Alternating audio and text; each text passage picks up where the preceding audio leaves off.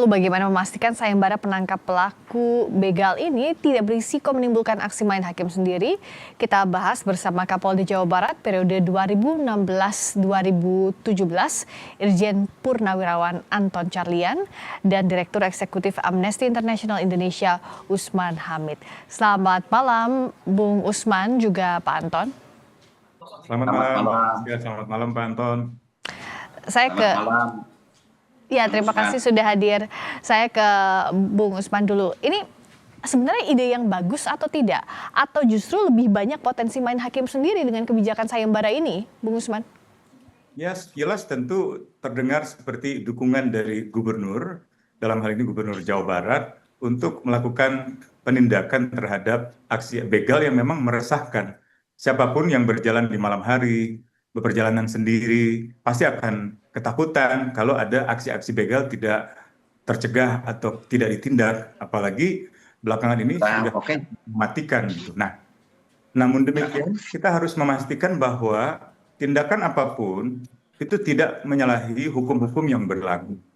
Dan yang kedua, saya khawatir bahwa sayembara itu justru malah menggeser paradigma hukumnya. Orang jadi cenderung mengejar uang, mengejar material untuk melakukan tindakan terhadap aksi begal. Bagaimana kalau nanti salah tangkap? Gitu. Mengapa tidak melakukan misalnya peningkatan frekuensi patroli, jumlah personil, cakupan wilayah? Mengapa tidak menambah fasilitas CCTV, etle, gitu, dan berbagai fasilitas keamanan yang bisa setidaknya membantu negara, membantu masyarakat untuk segera mengetahui dan mendorong proses penindakan, pengusutan terhadap setiap kali ada aksi begal. Jadi kira itu keberatan kami. Dan ada beberapa negara yang pernah mencoba menerapkan pemberian sayembara seperti ini di beberapa kota di Meksiko, di Filipina, tapi terbukti gagal. Bahkan yang terburuk di Filipina berakibat dengan kriminalisasi kemiskinan. Banyak orang-orang yang menjadi korban aksi main hakim sendiri itu karena kelas sosial ekonominya sangat rendah. Orang-orang miskin yang bisa tuduh begitu saja tanpa bisa melakukan pembelaan gitu. Nah, beda halnya kalau petugas kepolisian kan sudah dilatih, dididik gitu ya, untuk melakukan katakanlah penindakan terhadap pelaku kejahatan. Tentu saja kita tidak bisa menyalahkan masyarakat kalau ada katakanlah peristiwa di mana pelakunya tertangkap tangan. Tapi itu pun prinsipnya harus segera diserahkan kepada penegak hukum gitu. Jangan ambil hukum di tangan sendiri. Itu bisa berakibat fatal seperti yang terjadi di Tabanan. Bayangkan kalau kita keluarga dari anak yang kehilangan ayahnya dan anak yang tidak bisa membayangkan esok hari ya diantar sekolah oleh siapa setelah ayahnya meninggal dunia. Ya, tadi point of view dari Bung Usman, kalau dari Pak Anton, apakah memang ini ada celah menimbulkan masalah baru dengan menuntaskan masalah begal? Apalagi kalau bicara soal main hakim sendiri, jangan sampai ada nyawa hilang dulu seperti kasus Tabanan, baru nanti dievaluasi karena nyawa tidak bisa kembali lagi. Bagaimana Pak Anton? Sebetulnya setiap kebijakan ini pasti ada plus minusnya ya. Ya. Tadi adalah hal-hal yang minusnya, tetapi ada juga hal-hal yang plusnya.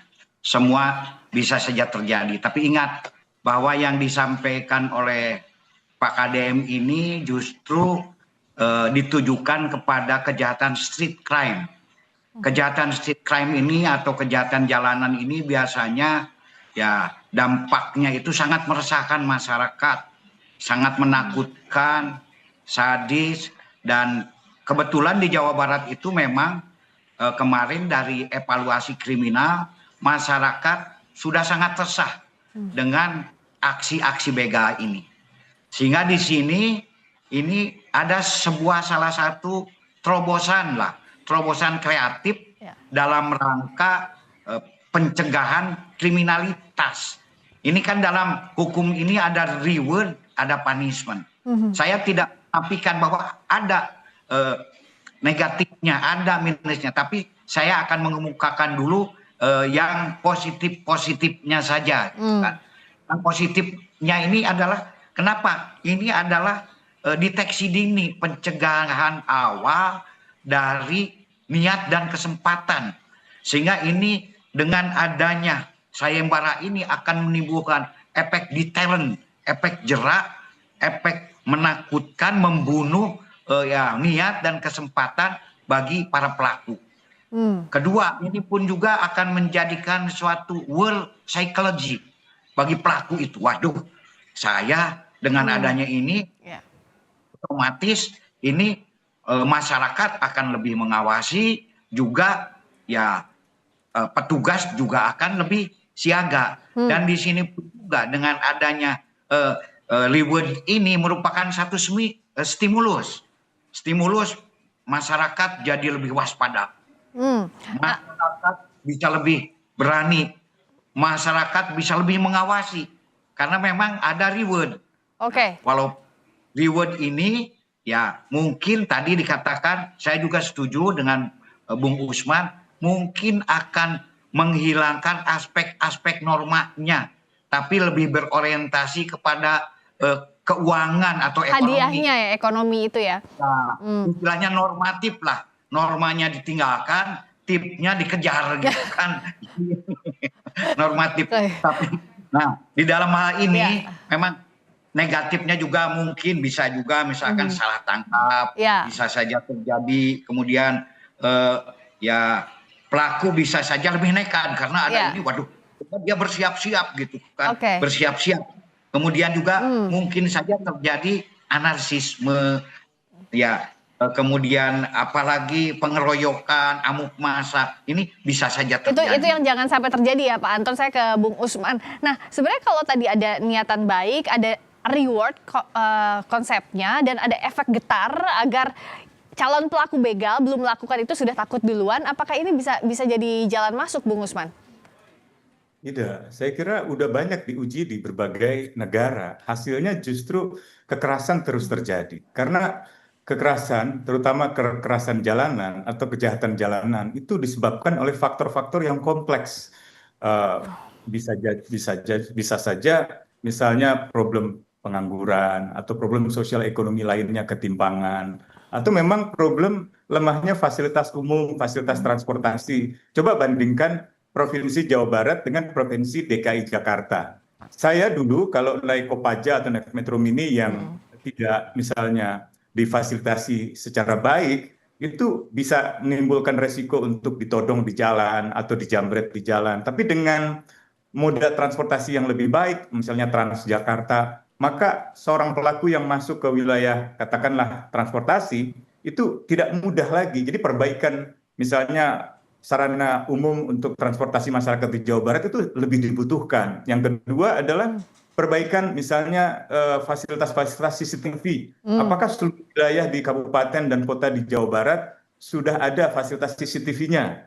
Misalnya gitu. Apakah warga masyarakat bisa mengakses segera di Jakarta ketika terjadi aksi misalnya serangan terhadap Andri Yunus, seorang aktivis HAM di Kontras, itu sesegera mungkin pihak kepolisian, pihak masyarakat itu bisa mengetahuinya dari CCTV, dan tidak lama kemudian pelaku-pelakunya anggota TNI bisa ditangkap gitu. Jadi di situ kelihatan sekali bahwa fasilitas keamanan di sebuah kota itu menunjang kerja yang baik dari warga masyarakat maupun dari kepolisian. Dan yang terakhir saya khawatir pemberian sayembara ini seperti mengalihkan tanggung jawab gubernur, tanggung jawab pemerintah Provinsi Barat untuk membenahi sistem pelayanan transportasi, keamanan di jalan raya, atau fasilitas umum lainnya gitu. Jadi seolah-olah urusan ketertiban, urusan keamanan, urusan ketentraman itu adalah tanggung jawab masyarakat. Tinggal gubernur nanti akan memberikan uang. Uangnya dari mana sebenarnya? Uang pribadi atau uang APBN atau uang APBD? Kalau uang APBD, apakah memang sudah dialokasikan dari tahun lalu APBD Provinsi Jawa Barat? Atau anggaran mana begitu ya Bung Usman? Akan kompleks sekali. Jadi sekedar membangun popularitas aja, membangun elektabilitas katakanlah begitu dari gubernur gitu. Bagaimana agar bisa men-challenge kebijakan ini dibandingkan dengan tanggung jawab yang seharusnya dipikul oleh pemerintah, daerah maupun juga penegak hukum? Kita akan bahas saat lagi di Sapa Indonesia Malam.